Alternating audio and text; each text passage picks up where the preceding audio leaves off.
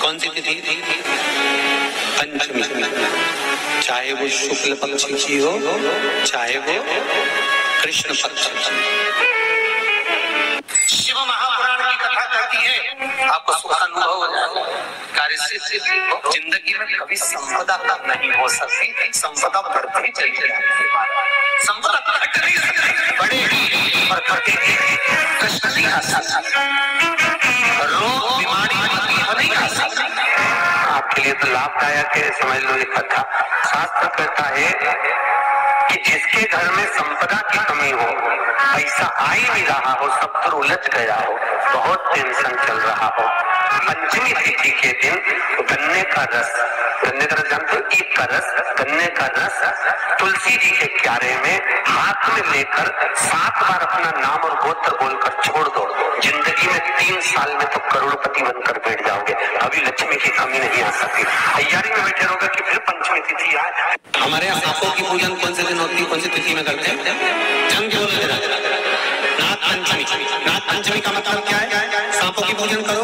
नाग पंचमी का मतलब होता है शंकर जी के मंदिर में जाकर 1 लोटा जल समर्पित कर दो। उसका कारण क्या है कि हमारे परिवार में, हमारे कुटुंब में, परिवार में कोई 7 पीढ़ी के अंतर्गत भी अगर कोई जीव तड़प रहा होता है, पड़ा हुआ होता है, उसकी मुक्ति नहीं होती है, तो पंचमी का चढ़ा हुआ जल उस जीव को प्राप्त हो जाता है और वो जीव तर जाता है, उसका फिर जन्म नहीं होता।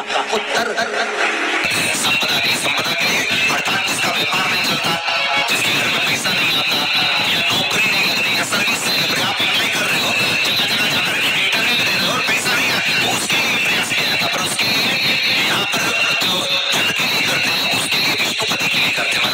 जैसे गंगा के जल में तुलसी के 11 पत्ते डाले जाते हैं और उसको किसी नारायण के मंदिर में रामकृष्ण शिव शंकर जी, रामकृष्ण भगवान विष्णु दत्त आदि जितने नारायण के मंदिर है, उस मंदिर में किसी भी पात्र में, एक छोटे से पात्र में उसको भर कर रखी जाती है और उससे भी जॉब, सर्विस, नौकरी में सफलता प्राप्त हो जाए। परंतु वो ये कदशी नहीं होता। कुछ देर तक पात्र को रखा जाता है, फिर वही पात्र का जल किसी भी वृक्ष के नीचे डाल दिया जाता है, उससे भी नौकरी के लिए फायदा होता है। गंगा का जल एकादशी और द्वादशी, इन 3 तिथियों पर एक रोटी में थोड़ा सा मीठा रखकर सोमक पितृ का नाम लेकर यदि गाय को खिला दिया जाता है, तो अगर कोई पूर्वज प्रेत योनि में पड़ा हुआ होता है, भटक रहा होता है, जिसको पिंड नहीं मिला, जो अचानक मर गया होता है, अधोगति में चले गया होता है, उस जीव की मुक्ति दशमी, एकादशी और द्वादशी 3 सोमक पितृ का नाम लेकर रोटी में, पूरी में मीठा रखकर गाय को 3 दिन तक, तो वो पितृ कभी भटकते नहीं है, उनको मुक्ति प्राप्त हो जाती है, मोक्ष में। दशमी की रात्रि के 12 बजे घी का दिया हथेली में रखकर दरवाजे के बाहर, उस दिए को हथेली में रखकर चंद्र का दर्शन रात्रि के 12 बजे दिए की लौ में चंद्र का दर्शन करते हैं, उससे ज्योत प्रबल होती है हमारे।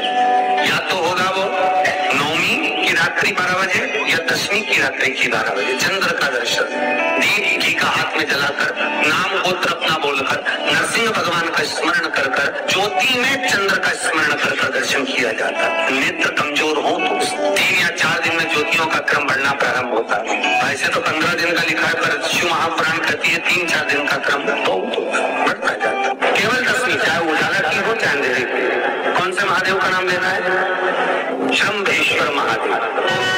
जब कोई व्यक्ति चिड़चिड़ करता है, क्रोध करता है, गुस्सा करता है, तो महाराज शंकर भगवान का शंभेश्वर महादेव का नाम लेकर 31 बेलपत्र, जिस व्यक्ति को क्रोध आता है उस व्यक्ति का स्मरण कर आखा चावल मतलब सेगे चावल के साथ एक बेलपत्र, 31 बेलपत्र कर शिव जी के शिवलिंग पर समर्पित करी जाती है, मात्र दशमी की तिथि के लिए। केवल दशमी, चाहे उजाला की हो चाहे अंधेरे की। कौन से महादेव का नाम लेना है? शंभेश्वर महादेव, शिव जी का एक। छोटे छोटे बच्चे रहते हैं, कुछ बच्चों को माता जबरदस्ती के भोजन कराती है, खिलाती है, ठोकती मारती खिलाती है। कुछ कुछ बच्चे ऐसे रहते हैं वो कुछ खा ही नहीं पाते, मुख में दो और वॉमिटिंग कर देते हैं, उल्टी कर देते हैं। ऐसे बच्चों के लिए या जिस व्यक्ति को भोजन पचता नहीं और उधर में एसिडिटी रहती हो और जलन टाइप की होती हो, उसके लिए भी शंभेश्वर महादेव का स्मरण है। सुंदर व्याख्यान वर्णन किया है। शंभेश्वर महादेव के ठीक सामने अर्थात भगवान शंकर के किसी भी शिवलिंग के सामने एक तांबे के लोटे में जल रख लीजिए, तो जल के अंदर 3 बेलपत्र डाल दीजिए, एक पीपल का पत्ता डाल दीजिए, शमी के 11 पत्ते कलश को छुआकर शंकर के भगवान के शिवलिंग पर शंभेश्वर महादेव के नाम से चढ़ा दीजिए। उस जल को उठाकर ले आइए, एक रात्रि तक घर के अंदर रखना है। उस जल को शंभेश्वर महादेव का नाम लेकर जिस व्यक्ति को एसिडिटी होती हो या उधर खराब रहता हो या भोजन नहीं पचता हो या पेट से जुड़ी हुई प्रॉब्लम हो, बच्चों को भोजन कराते हैं और वो वोमिटिंग कर देते हो, ऐसे बच्चे को या भोजन नहीं खा रहा हो ऐसे व्यक्ति को उस जल को सवेरे दोपहर शाम 3 बार शंभेश्वर महादेव का नाम लेकर आचमन कराना प्रारंभ कर दो, पिलाना चालू कर दीजिए। 3 या 4 दिन पिलाओगे, अपने आप में उधर में भी आनंद रहेगा, बच्चा भोजन करना भी प्रारंभ कर देगा।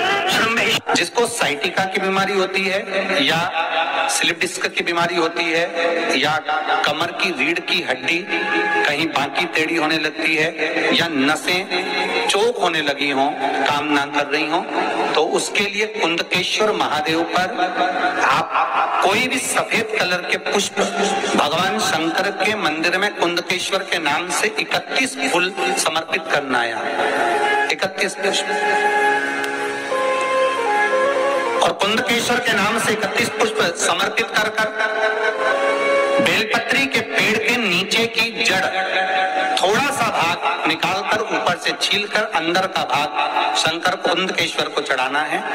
उस जड़ को लाकर उसको पीसना है और पीसकर सुबह के समय पर 3 बार उसका कुंदकेश्वर का नाम लेकर सेवन करना है। जिसको साइटिका और जिसको रीढ़ की हड्डी, स्लिप डिस्क, जिसको प्रॉब्लम होती है उसको बाबा कुंदकेश्वर एक ऐसे महादेव हैं क्योंकि भगवान शंकर के चरण पर पार्वती के द्वारा फेंका गया कुंद का प्रहार हुआ और उससे बाबा को चोट लगी, जिससे बाबा का नाम कुंदकेश्वर पड़ा।